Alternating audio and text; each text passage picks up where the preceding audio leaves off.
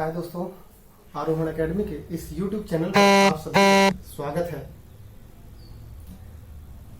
आज का आपका टॉपिक है वर्गमूल और घनमूल से ही रिलेटेड ही रहेगा, क्योंकि पहला जो लेक्चर था उसमें आपको बेसिक कॉन्सेप्ट से मैंने आपको जोड़ा था, लेकिन अब मैं आपको एक कॉम्पिटिटिव पॉइंट ऑफ व्यू से कि कैसे क्वेश्चंस को आसानी से जल्दी सॉल्व कर सकते हो, उन तरीकों को मैं इस लेक्चर में आपको बताऊंगा। ठीक है, तो ध्यान रखिएगा, जो पहला लेक्चर था आपका यूनिट डिजिट का जो कॉन्सेप्ट था उससे मैं आपको जोड़ने का प्रयास कर रहा हूं। एक कॉन्सेप्ट मैंने आपको रिलेट किया था कि जैसे सपोज 1 से 10 तक की ये संख्याएं दी गई हैं, सपोज, ठीक है, 10 भी लिखे दे रहा हूं मैं। इकाई स्थान पे यहाँ पे कितना आएगा, 100 आ रहा था, है ना। तो ध्यान दीजिएगा, 1 का वर्ग कितना था, 1, 2 का वर्ग कितना था, 4, 3 का वर्ग 9, 4 का 16, 5 का 25, 6 का 36, 7 का 49, इस तरह से आपको संख्याएं दी गई। तो क्या करना है आपको, अगर आप ध्यान करिएगा कि अगर किसी भी संख्या के वर्गमूल हमको निकालना है जिसके इकाई स्थान पर अगर 1 है, जैसे सपोज 81 है, इसका हमको वर्गमूल निकालना है, तो हमको पता है कि इसका वर्गमूल या तो 1 होगा या तो 9, क्योंकि इकाई स्थान पर यहाँ पे कौन सी वैल्यू आई है, 1 आई। क्योंकि यूनिट डिजिट का जो कॉन्सेप्ट है उनमें हम अगर देखते हैं कि कौन कौन सी संख्या का हम स्क्वायर कर देते हैं कि जिनका गुणनफल 1 ही आ जाता है। तो दो कॉन्सेप्ट है हमारे पास, या तो 1 या तो 9। ठीक है, क्योंकि यहाँ पे 1 दिया गया है इसलिए ये हो सकता था, लेकिन यहाँ पे आपको पता है कि 9 का वर्ग कितना होता है, 81 होता है, इसलिए 1 ना होकर के क्या होगी, 9 होगी इस संख्या का वर्गमूल, है ना। तो ध्यान रखिएगा, मैं आपको 2-4 कॉन्सेप्ट और भी रिलेट करता हूं, उनको भी आप ध्यान रखिएगा थोड़ा सा। जैसे सपोज किसी भी संख्या के इकाई स्थान पर अगर 1 आया है तो उसका वर्गमूल या तो इकाई स्थान पर एक संख्या होगी, या तो 1 होगी या तो 9। आई होप आप मुझे समझ पा रहे होंगे। कोई भी संख्या अगर दिया है, इधर भी कोई संख्या है सपोज, और उसके इकाई स्थान पर अगर 1 आया है, तो इकाई अंक पर जो वर्गमूल वाली संख्या होगी उसमें भी या तो 1 होगा या तो 9 होगा। ठीक, अगर 4 आता है तो 4 आता है इकाई स्थान पर, तब या तो 2 होगी या तो 8 होगी। क्लियर है मेरी बात शायद। और एक कॉन्सेप्ट से जोड़ते हैं आपको, यदि इकाई स्थान पर किसी भी संख्या के 9 है तो उसका वर्गमूल पर इकाई स्थान पर क्या आएगा, या तो 3 आएगा और या तो 7 आएगा। ठीक है, इसी प्रकार और भी संख्या देखते हैं कि जैसे इकाई स्थान पर अगर 6 आएगा तो या तो इसके वर्गमूल पर इकाई स्थान पर या तो 4 होगा और या तो एक संख्या होगी 6। ठीक है भाई, 4 का स्क्वायर करेंगे तब भी इकाई स्थान पर 6 ही आएगा, 6 का स्क्वायर करेंगे तब भी इकाई स्थान पर क्या आएगा, 6 ही आएगा। इसी प्रकार 3 का स्क्वायर करेंगे तो भी 9 आएगा, 7 का स्क्वायर करोगे तो भी इकाई स्थान पर कितना आएगा, 9 आएगा। आई होप आप, मुझे लगता है ये कॉन्सेप्ट से आप जुड़ चुके हैं। ठीक है, क्योंकि प्रीवियस उसमें मैंने आपको यूनिट डिजिट कॉन्सेप्ट जब पढ़ाया था उससे मैंने आपको इसको रिलेट किया था, तो वही चीजें यहाँ पे आप देख रहे हैं फिर से निकल के आ रही। अब आप ये बताइए, किसी भी संख्या की इकाई स्थान पर अगर 5 आ जाए तो उसका वर्गमूल तो केवल 1 ही हो सकता है इकाई स्थान पर, कौन सा, वो केवल 5। ठीक है, और एक कॉन्सेप्ट से और जुड़ सकते हैं आप कि किसी भी संख्या के इकाई स्थान पर यदि 0 आया है तो उस संख्या के इकाई स्थान पर भी क्या आएगा, वर्गमूल के रूप में 0 ही आना चाहिए। ठीक, तो यहाँ पे आप 6 सब कॉन्सेप्ट से आप जुड़ चुके हैं, इन्हीं को आपको ध्यान में रखते हुए वर्क करना है। ठीक, आइए देखते हैं, सवालों को भी हम लेते हैं, इस सेंस में सवाल को हम कैसे सॉल्व करेंगे इस चीज को भी हम देखते हैं। ठीक है, आइए देखते हैं फिर।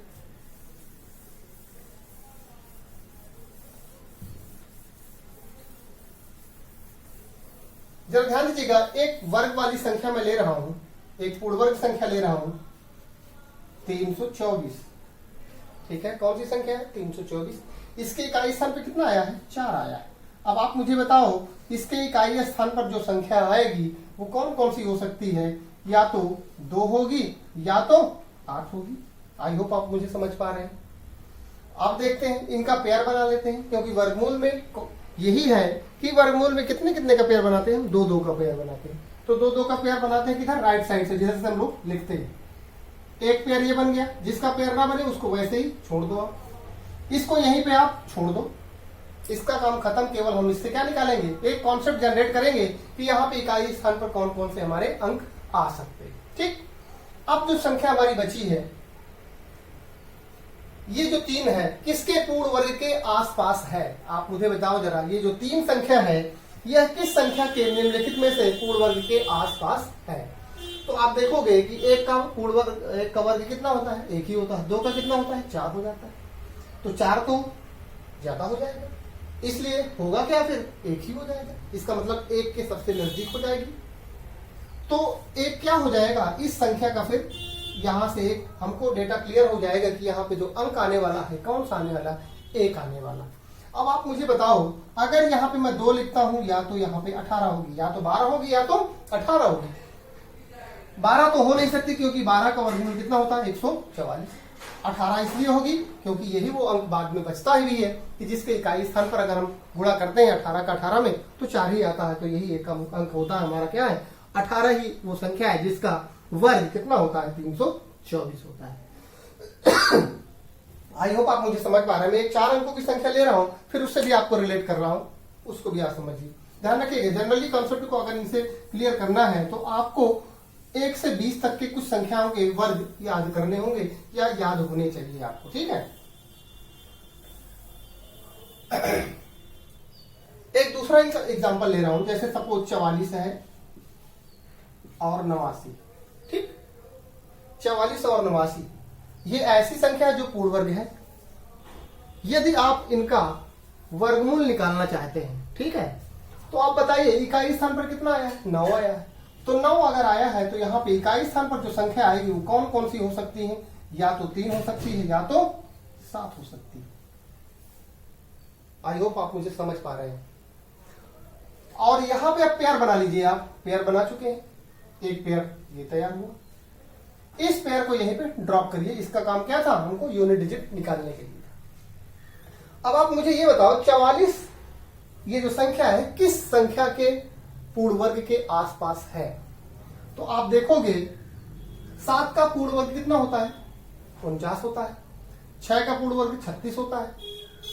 7 तो इससे, 7 का पूर्ण वर्ग 49 इससे ज्यादा हो जाएगा, हमको ज्यादा नहीं लेनी है, या तो बराबर आ जाए या तो छोटा कौन सा है, 6 ही है, 6 ले लिया हमने। तो या तो इसका वर्गमूल निकलेगा, या तो 63 होगी या तो 67 होगी।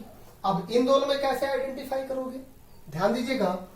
अगर एक कॉन्सेप्ट से आप समझ में आ गया कि यहाँ पे 6 आएगा और 7 और 3 में क्या आएगा, वो चीज आप कैसे क्लियर करोगे, तो आप बताओगे कि 6 के आगे की एक संख्या कौन सी है, 7 होगी। 7 छंग 42 होगी, जो कि इस संख्या से क्या है, छोटी है, और इसका मैक्सिमम पॉइंट भी है, सबसे बड़ी नंबर भी है।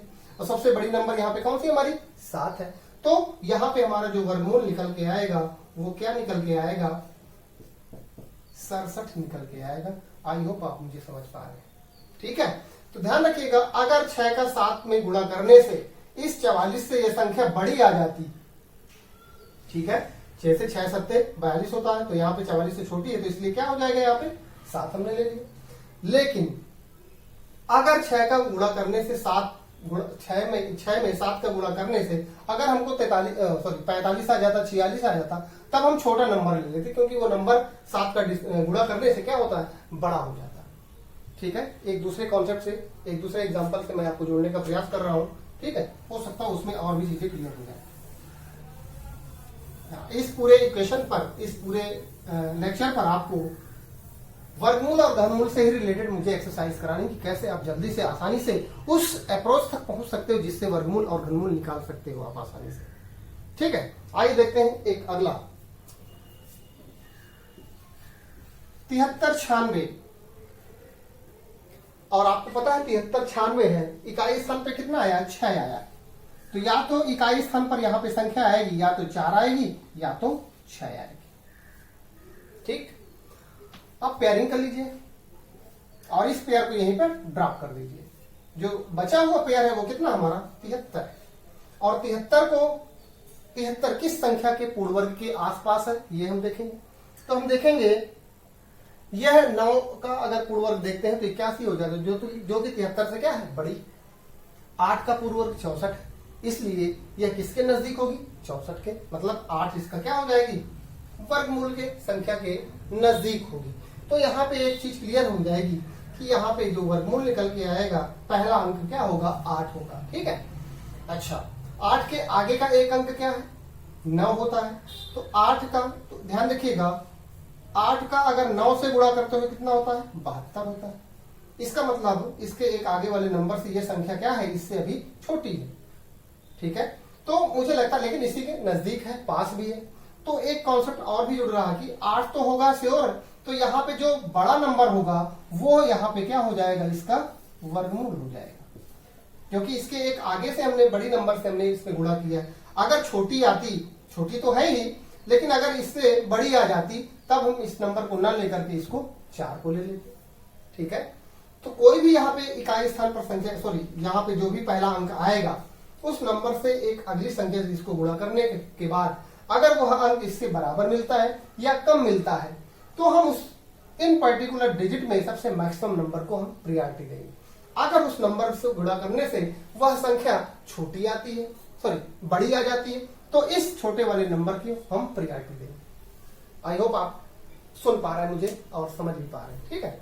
चलिए आगे चलते हैं, और कॉन्सेप्ट देखते हैं।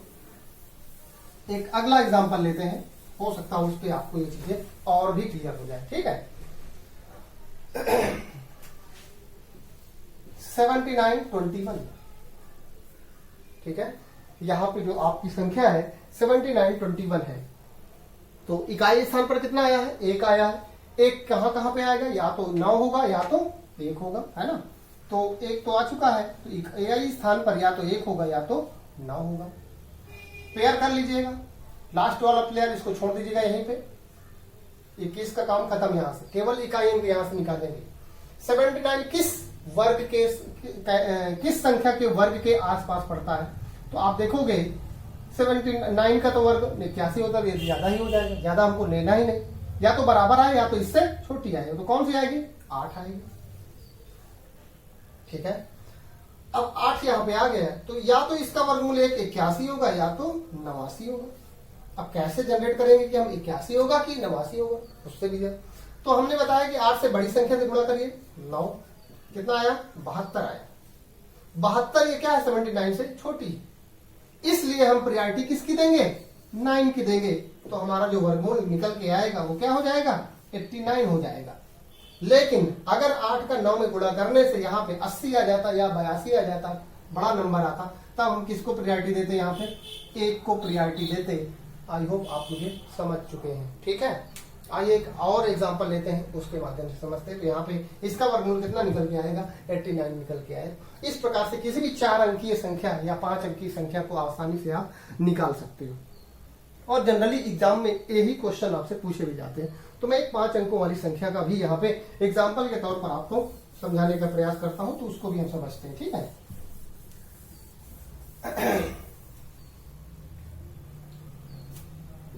16,129, ध्यान दीजिएगा, ये भी एक पूर्ण वर्ग संख्या है। इसको कैसे आप फाइंड आउट करोगे, आपको पता है कि इकाई स्थान पर 9 है, तो यहां पे एक इकाई अंक पर संख्या जो आएगी या तो 3 होगी या तो 7 होगी, दो में से एक तो श्योर है। अब आप मुझे बताओ कि यहाँ पे जो हमारे अंक है, पेयर हम बनाएंगे तो इस तरह से बनेंगे हमारे पेयर। ठीक है। तो पेयर तो हमने बना लिया। एक संख्या जो यहाँ पे बचती है उसको आप देखिएगा, यहाँ पे हम पेयर बना सकते हैं, लेकिन वहां पे हम इस कॉन्सेप्ट से नहीं जाएंगे। ध्यान दीजिएगा, हमको ये संख्या पूरी लेनी है, 161। और मैंने आपको बताया था कि 1 से 20 तक के आपको वर्ग अगर याद हो जाएंगे तो मुझे लगता है यहां से क्लियर हो जाएगा। आप ये बताओ 161 किस वर्ग के संख्या के आसपास आपको मिलेगा। तो अगर आप देखोगे कि 12 का वर्ग कितना होता है, 144 होता है। कितना होता भैया, 12 का वर्ग होता है 144। फिर होता है 13 का वर्ग कितना होता है, 169। इसका मतलब 13 तो इसका वर्गमूल नहीं हो सकती है इस 161 का। जो कि यह 161 किसके नजदीक है, सबसे 12 के वर्ग के नजदीक है। तो 12 के वर्ग के नजदीक तो है, ठीक है, तो 12 हम ले लेंगे, 13 को हम यहां पे हटा देंगे। अब यहां पे बात ये आती है कि 100 इसका 23 वर्गमूल होगा कि 127 होगा। तो मैंने आपको ये भी बताया कि 12 जो भी हमारी संख्या आई है, इसके एक आगे वाली संख्या से हमको क्या करना है, गुणा कर देना। कितना निकल के आएगा, 13 दूना 26, 13 कम 13 2 15, 156 आ रहा। और आप देख रहे हो कि 156 क्या है, यह 161 से क्या है, छोटी। तो यहां पे हम प्रायोरिटी किसकी देंगे, बड़े नंबर की देंगे। और यहां पे हमारा जो वर्गमूल निकल के आएगा वो कितना आएगा, 127। आई होप आप मुझे समझ पा जाओ, ठीक है। हाँ बिल्कुल, तो कितना आएगा वर्गमूल हमारा, 127 वर्गमूल आएगा, ठीक है। तो इस तरह से वर्गमूल और जो 4 अंकीय संख्या उनके वर्गमूल, 5 अंकीय संख्या का वर्गमूल कैसे निकालना है, इस तरह से आप देखोगे, है ना। तो क्या है, ये जो नंबर है इसको देखते हैं हम किसके आसपास है ना। हम 12 के नजदीक देख रहे हैं, 13 का वर्गमूल ज्यादा हो जाता, वर्ग ज्यादा हो जाता, इसलिए 13 नहीं ले सकते, इसलिए 12 ही ले लिया। तो 12 एक सेव संख्या हो गई। अब 12 में ये 3 होगा, 8 ये 7 होगा। तो उसके बारे में हमने देखा कि 12 से एक बड़े नंबर क्या है, 13। 13 में हमने गुणा करके देखा तो कितना है, 156। 156 161 से क्या है, छोटी है। इसके लिए हम प्रायोरिटी किसकी देंगे, बड़े नंबर की देंगे। लेकिन अगर यही चीज बड़ी आ जाती तो हम बड़े की प्रायोरिटी नहीं देते, किसकी प्रायोरिटी देते, 3 की प्रायोरिटी देते, ठीक है। चलिए, यहां से ये वर्गमूल वाला जो कॉन्सेप्ट है मुझे लगता है क्लियर हो चुका है आपको। और मैं अब आपको एक घनमूल के कॉन्सेप्ट से जोड़ने का प्रयास करता हूं, ठीक है। तो आइए देखते हैं घनमूल वाली संख्याओं का क्या कॉन्सेप्ट है, उसको भी हम समझते हैं, ठीक है।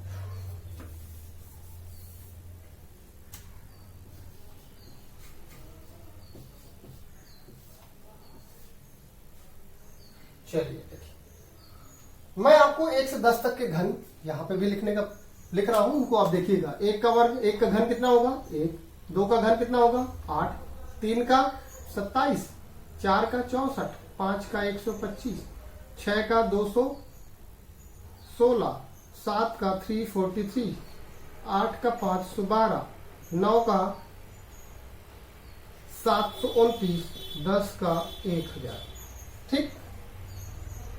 तो यहां से भी आपको एक कॉन्सेप्ट, जिस प्रकार से हमने वर्ग में निकाला था हमने, एक कॉन्सेप्ट यहां से भी आपको जनरेट होगा। मैं प्रयास करता हूं निकालने का, ठीक है। कि किसी भी संख्या के अगर इकाई स्थान पर ध्यान रखिएगा, अगर ये अंक आ जाए तो ही घनमूल होंगे। इसके अलावा कोई भी अंक अगर आता है तो वो घनमूल नहीं होगा। क्लियर है मेरी बात। तो कौन कौन से अंक है हमारे पास, 1 है, फिर 8 है, फिर 7 है, फिर 4 है, फिर 5 है, फिर 3 है, फिर 2 है, फिर 9 है और फिर 0, ठीक है। तो अगर ये अंक आ रहे हैं तो यही क्या होंगे, हमारे घनमूल होंगे, है ना। कि इनका घन कितना होगा, जो संख्याएं अगर इकाई स्थान पर ये मिल रहे हैं तो इनके घन इस तरह से हम निकाल सकते हैं ना। इसके अलावा अगर कुछ भी आता है तो उनके घन नहीं हो सकते। जैसे क्या क्या नहीं आया, 6 नहीं आया है ना, और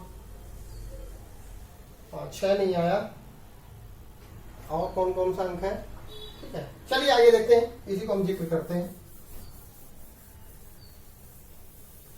घनमूल वाली संख्याओं में कैसे आप निकालने का प्रयास करोगे, है ना। तो ध्यान दीजिएगा, जैसे घनमूल मैं एक अंक दे रहा हूं, एक संख्या दे रहा हूं, जैसे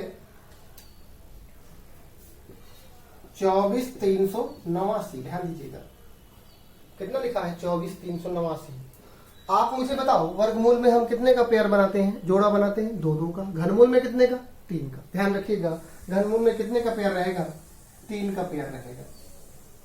और आप ये मुझे बताओ कि अगर इकाई स्थान पर 9 आया है और हमें घनमूल निकालना है, तो इकाई स्थान पर मुझे इस 9 को लाने के लिए कौन सा अंक यहाँ पे रखना पड़ेगा। और आपको यहाँ पे पता है मुझे कि यहाँ पे एक ही अंक आ सकता है, वो कौन सा होगा, 9, ठीक है। क्योंकि वर्गमूल में 2 कॉन्सेप्ट थे, वहां पे 3 होगा, या तो 9 या तो 7 होगा। लेकिन यहाँ पे घनमूल में क्या है, केवल एक ही संख्या है आपकी। या तो किसी भी संख्या के वर्गमूल में घनमूल में अगर हमको निकालना है, अगर इकाई स्थान पर 9 आया है तो उसका जो इकाई अंक पे अंक आएगा वो कौन सा होगा? 9 आएगा, और कोई यहाँ पे बन ही नहीं पा रहा। ठीक है, आइए देखते हैं। अब हमारे पास जो संख्या का काम था उसका यहीं पर फिनिश हो गया। हमारे पास संख्या कौन सी बचती? 24।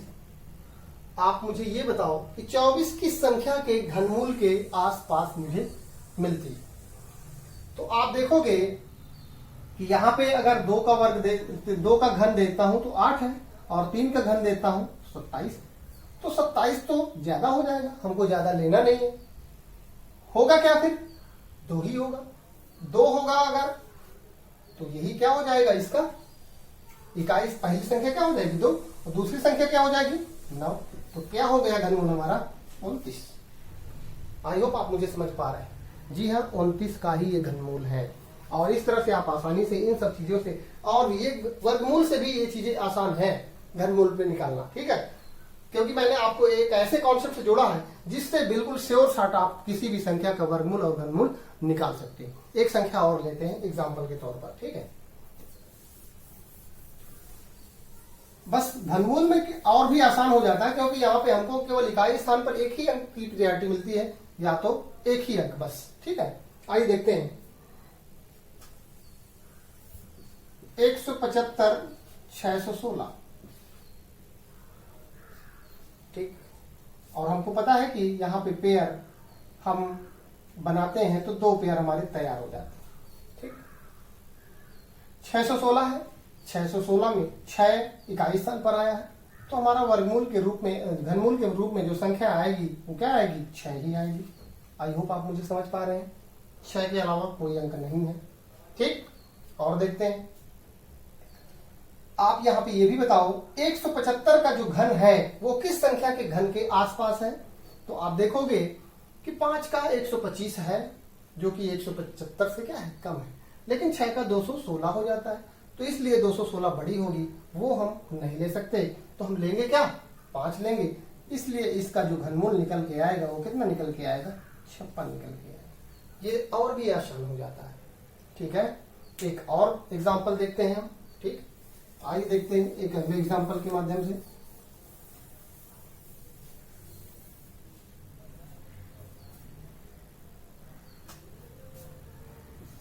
आठ 584। ठीक है, कितने कितने का पेयर बनाएंगे? 3 का पेयर बनाएंगे।